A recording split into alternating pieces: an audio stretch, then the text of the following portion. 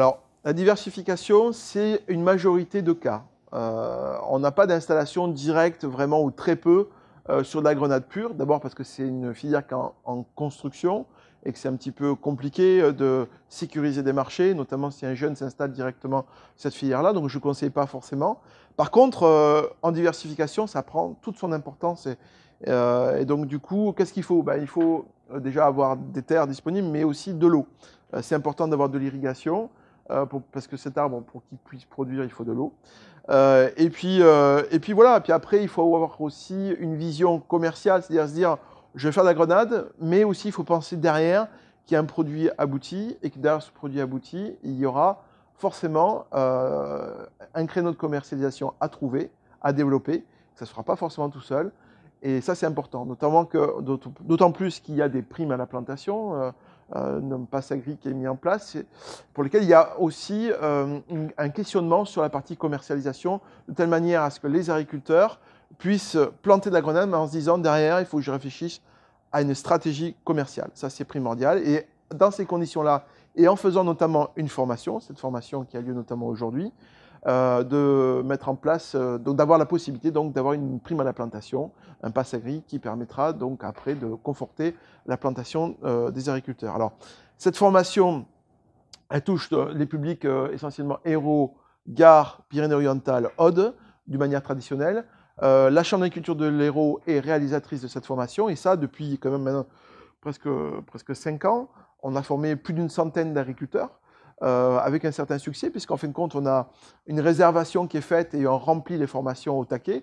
Et ça, c'est plutôt bon signe. Et c'est bien que ça se passe comme ça, parce qu'au moins les agriculteurs seront avertis, à la fois sur l'aspect culturel, l'aspect aussi bienfait santé, dont il faut en avoir conscience, même si les allégations santé sont interdites sur l'étiquette de la bouteille. Mais c'est important que les agriculteurs soient des ambassadeurs des vertus de ce produit.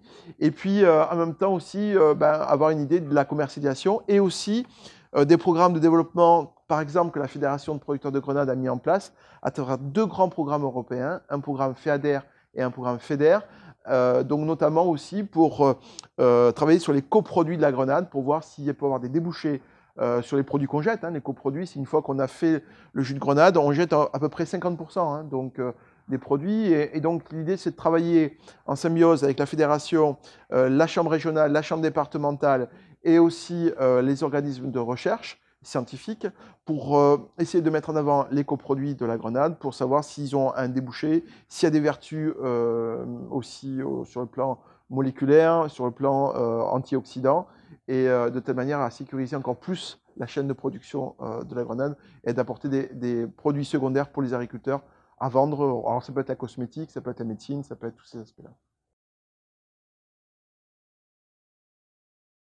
Le changement climatique peut aussi être une opportunité pour cette culture parce que la grenade, c'est une espèce qui se développe beaucoup dans les zones méditerranéennes.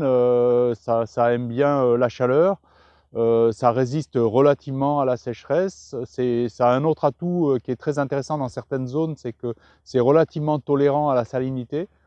Et donc voilà, pour nous, ça peut être une opportunité. Dans la région, il y a naturellement un cultivar qui est appelé couramment Provence. En fait, c'est une population, et c'est pas vraiment une variété fixée, qui était présente sur le territoire depuis très longtemps. Et on essaye de voir un petit peu quel est l'intérêt de cette variété pour le jus en particulier. Sachant qu'elle est relativement tolérante au gel par rapport à d'autres, donc c'est quelque chose qui nous intéresse.